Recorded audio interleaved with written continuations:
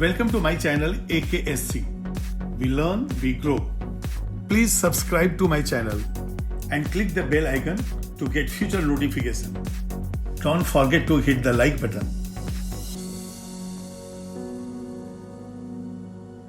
Hello everyone, आज के इस वीडियो लेक्चर में मैं आपको बताने वाला हूं रीजंस फॉर कंडक्टेंस और उसका जो है बैंड थ्योरी से कैसे एक्सप्लेनेशन है।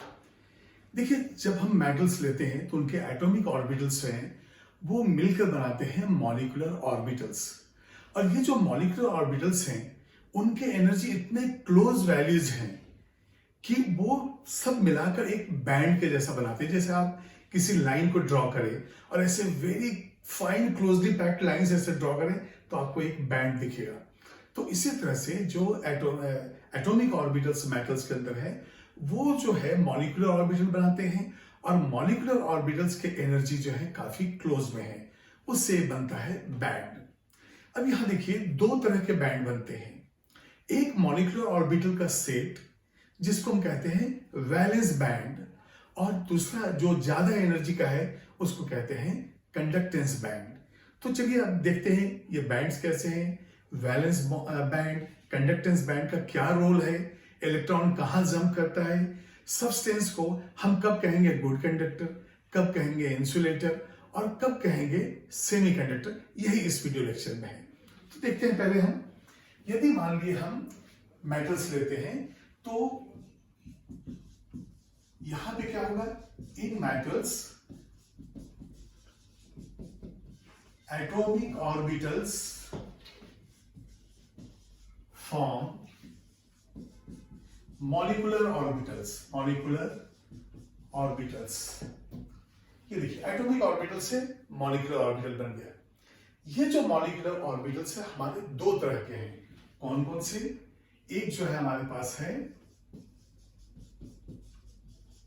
कंडक्टेंस बैंड और दूसरा है वैलेंस बैंड। जैसे मैंने कहा कि बैंड की जब हम बात करेंगे तो ये देखिए, यदि मान लीजिए ये एक लाइन है और ऐसे हम ढेर सारे लाइन को ड्रॉ कर दें तो ये क्या बन जाता है, एक बैंड बन जाता है। उसी तरह से यदि एनर्जी वैल्यूज, ये लाइंस हम यदि एनर्जी वैल्यूज को बता रहे हैं और ये एनर्जी वैल्यूज मॉलिक्यूलर ऑर्बिटल्स के बहुत ही क्लोज में है तो यहां पे सेट ऑफ मॉलिक्यूलर ऑर्बिटल को हम कहेंगे बैंड। और ये बैंड कितने तरह के लिए हमने, valence band and conductance band. अब देखिए, वैलेंस बैंड जो है इसकी एनर्जी कंडक्टेंस बैंड से कम है, तो यहां पे हम लिख सकते हैं एनर्जी ऑफ वैलेंस बैंड। ये देखिए आप, energy of valence band is less than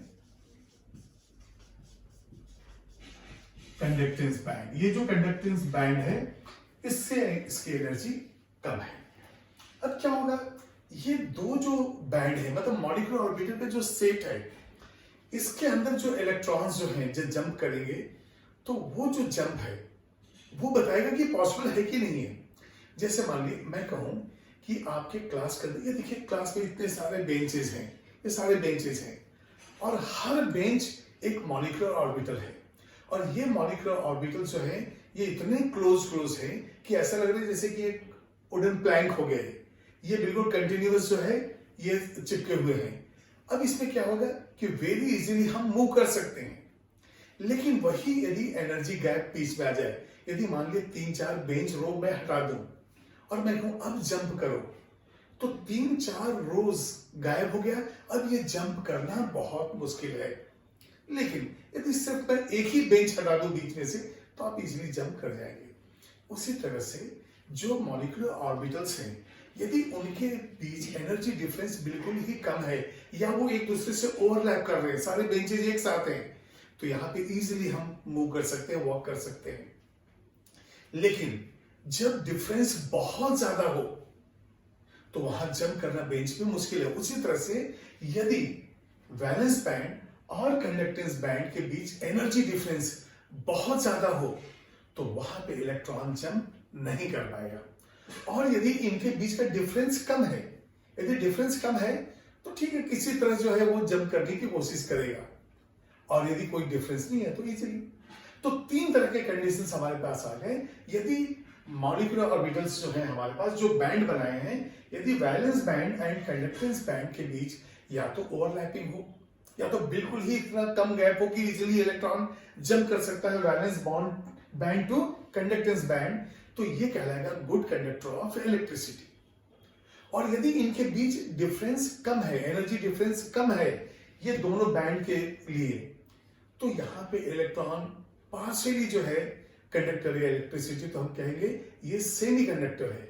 लेकिन यही दोनों बैंड के बीच में यदि एनर्जी डिफरेंस बहुत ज्यादा है तो फिर इलेक्ट्रॉन वहां जंप नहीं कर पाएगा और ये हो जाएगा इंसुलेटर।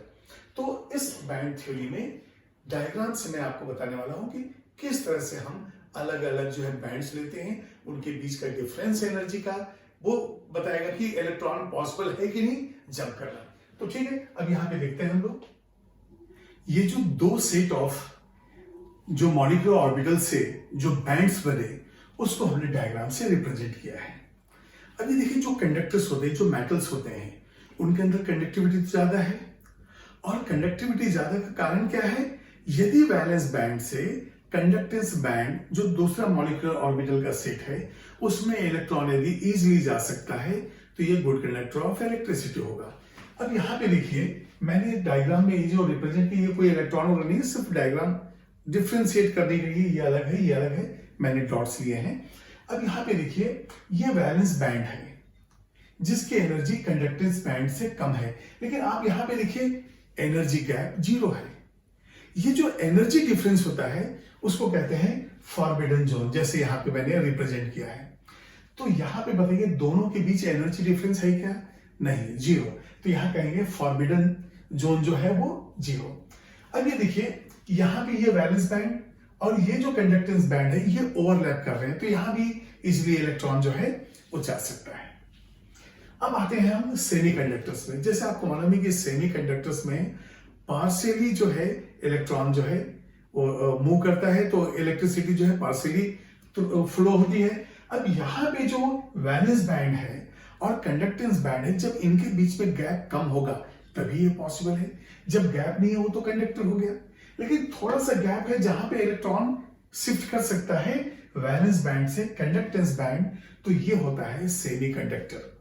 अब यहां पे देखिए जब हमने जर्मेनियम लिया और सिलिकॉन लिया तो देखिए जर्मेनियम में गैप जो है कम दिख रहा है और ये जो गैप है ये होता है 63 किलो जूल पर मोल। ये जो गैप है ये देखिए 63 किलो जूल पर मोल हो गया। तो यहां पे वैलेंस बैंड से कंडक्टेंस बैंड में इलेक्ट्रॉन जाएगा लेकिन इतना इजीली नहीं जाएगा, इसलिए सेमीकंडक्टर है। दूसरा सेमीकंडक्टर का मैंने एग्जांपल लिया है सिलिकॉन, जहां पे ये फॉरबिडन जोन का जो डिफरेंस है वो है 111 किलो जूल पर मोल, 111 किलो जूल पर मोल। ये एनर्जी गैप है, इतना एनर्जी रिक्वायर्ड है तब जाके इलेक्ट्रॉन जंप करेगा। कहां से? वैलेंस बैंड से कंडक्टेंस बैंड। अब यदि मान लीजिए हम इंसुलेटर लेते हैं, अब इंसुलेटर में लार्ज गैप है, इतना ज्यादा गैप है कि अब इलेक्ट्रॉन का यहां पे शिफ्ट करना इम्पॉसिबल है, तब ये कहलाएगा इंसुलेटर। बिल्कुल क्लियर है? एक बार फिर से देखिए, मैं ब्रीफली आपको एक्सप्लेन करता हूं। ये जो बैंड मॉडल है जो कंडक्टेंस को बता रहा है कि कौन सा गुड कंडक्टर होगा, कौन सा सेमी कंडक्टर होगा और कौन सा इंसुलेटर होगा। तो एटॉमिक ऑर्बिटल से बना मॉलिक्यूलर ऑर्बिटल, और मॉलिक्यूलर ऑर्बिटल दो सेट हमने लिया, कंडक्टेंस एंड वैलेंस बैंड। क्यों? ये मॉलिक्यूलर ऑर्बिटल्स की एनर्जी इतनी कम डिफरेंस पे है कि ये टोटल एक बैंड बना रहे हैं। तो ये कंडक्टेंस और वैलेंस बॉन्ड में रिलेशन क्या है? वैलेंस बॉन्ड का बैंड का एनर्जी कम है और कंडक्टेंस बैंड का ज्यादा है। यदि इनके बीच में नो एनर्जी डिफरेंस है या ओवरलैप है तो कंडक्टर, थोड़ा सा डिफरेंस है तो सेमीकंडक्टर, यदि लार्ज डिफरेंस है, फॉरबिडन जोन काफी बड़ा है, तो ये हो जाएगा इंसुलेटर। ठीक है, प्लीज नोट।